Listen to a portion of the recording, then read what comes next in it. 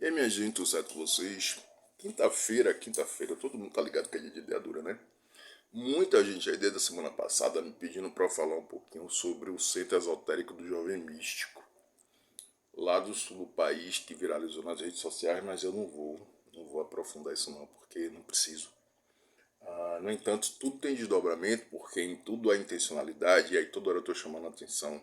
Essa semana eu postei de novo a parada sobre o tal dos doutor honoris causa, que estão recebendo aí um pedaço de papel inútil dado por uma bolsonarista, o que coloca em xeque não só a validade desse processo, quanto a falta de responsabilidade que às vezes a gente se coloca, pelo mínimo, né? A gente tem que ser desconfiado, gente preta tem que ser desconfiado.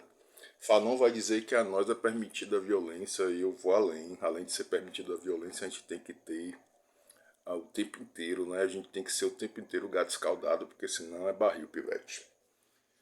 Mas para além do vídeo do Centro Esotérico do Jovem Místico lá do sul do país, esses dias apareceu um outro vídeo com um cara defendendo uma lógica assim completamente entorpecida. E já disse isso em vídeos anteriores. Em geral, quando alguém defende uma postura que para o povo de santo que conhece santo é considerada errada, mas alguém vem lá e defende, via de regra é porque pratica igual. Vou tentar amarrar esse raciocínio, porque senão esse vídeo vai ficar imenso.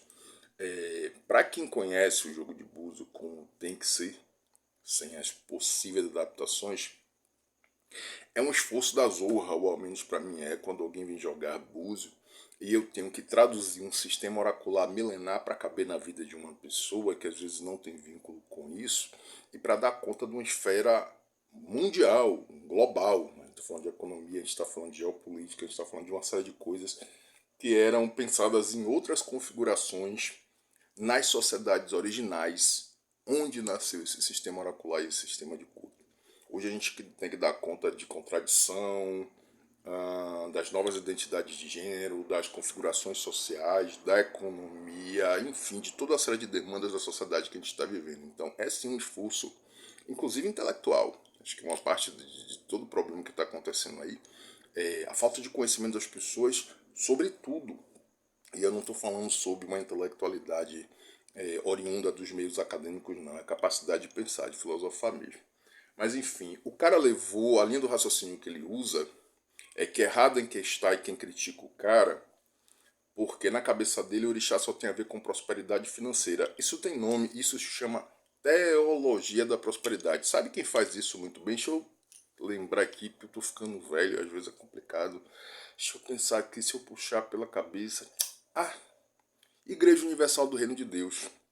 A teologia da prosperidade, a ideia de achar que o sagrado, que o divino está única e exclusivamente ligado à prosperidade financeira é o mote, é a base do movimento neonazi pentecostal no Brasil. O resultado, todo mundo consciente desse país sabe exatamente qual é.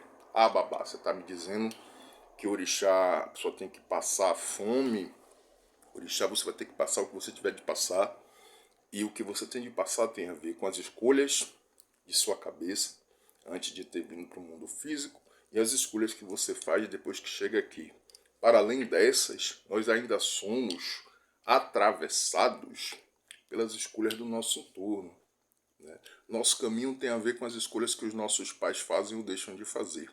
Das pessoas que encontramos ou deixamos de encontrar, daquilo que fazemos ou deixamos de fazer. Então não é tão simples assim, não é tão causal para eu dizer assim, olha, vem aqui, faça um ebó, vou lhe passar 6 grãos de feijão e você vai se tornar o CEO do X, ex-Twitter, porque o sagrado vai favorecer você. Toda hora eu digo, 8 bilhões de seres humanos em cima da Terra, nenhum é melhor do que o outro, mas cada um é responsável por si. Não caiam nessa armadilha.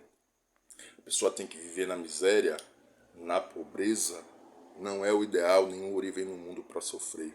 Mas não associe a suposta prosperidade financeira a axé, é o justo oposto. A maioria dessas casas grandes demais, cheias de gueri-gueri, tem axé nenhum.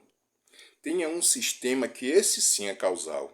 Então quando a Brancona lá meteu 1 milhão de otários ou mal intencionados, por conta da polêmica com o tal do Bafomé. O que entrou nesse jogo aí foi o privilégio branco, não foi o fato dela ter axé, nem ter evidência, nem ter absolutamente porra nenhuma nesse sentido.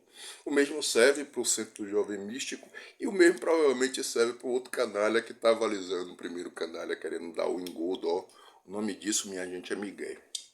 Diz que no tempo de antigamente, os 16 Odu principal viviam cada um suas vidas. Anunciou-se que haveria um grande festival em celebração ao Lodumare, ao Deus Criador.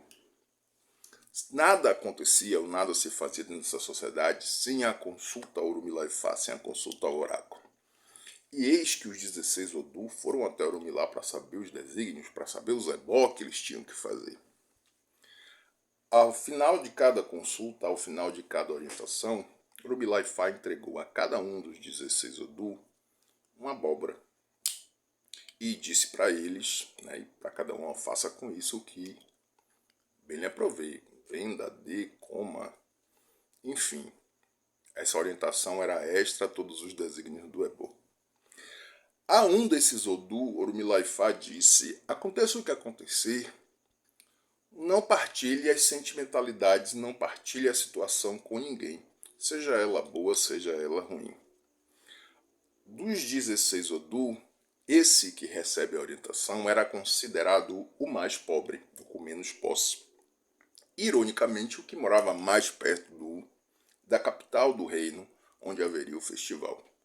Os seus 15 irmãos, que já tripudiavam dele por ele não ter muita posse, optaram por passar cada um deles na casa desse Odu, mesmo sabendo que ele não tinha muita coisa para partilhar e sabendo que ele sempre foi extremamente generoso e que faria a partilha independente de qualquer coisa. Cada um dos 15 Odu, passando na casa deste, comia e bebia do bom e do melhor que ele podia oferecer, a hospitalidade dele e da esposa, e em troca, mas em tom de desdém, entregava a ele a abóbora que havia recebido de Urumilá-Ifá. Isso aconteceu 15 vezes. Por fim, já em casa, sem comida, sem posse, com 16 abóbora, a mulher desse Odu virou para ele e falou, isso é um absurdo. A gente já não tinha muita coisa e o pouco que a gente tinha você dividiu com a comitiva de seus irmãos. Eu não suporto mais isso. Eu estou deixando você. E a mulher do Odu foi embora. Ele não se queixou, ele não reclamou, ele não tripudiou e ele não praguejou. Diante da solidão e da fome, ao olhar para casa, ele viu que a única coisa que tinha para comer eram as abóboras. Foi, pegou uma faca e abriu a primeira. E eis que dentro da abóbora havia riqueza. Ele tomou um susto, extasiado, começou a abrir em cada uma das 15 abóboras, 16 com a dele, havia riqueza e prosperidade. No dia do grande festival, os 15 irmãos desse Odu já estavam no reino e ficaram todos entusiasmados quando souberam que viu uma grande comitiva de lá de alguém muito rico que ninguém sabia quem era. E todos ficaram pasmos ao ver entrar na cidade o seu irmão, aquele que os 15 anteriormente tripudiaram e deram sua oferta de abóbora como sinal de escárnio.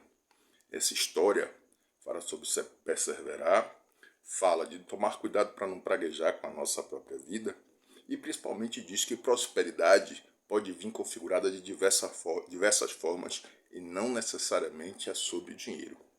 Quinta-feira, todo mundo tá ligado que quinta-feira é de veadura. E a gente abre o olho para não cair na conversa fiada de embusteiro. Lembrem-se, poder de distração do racismo.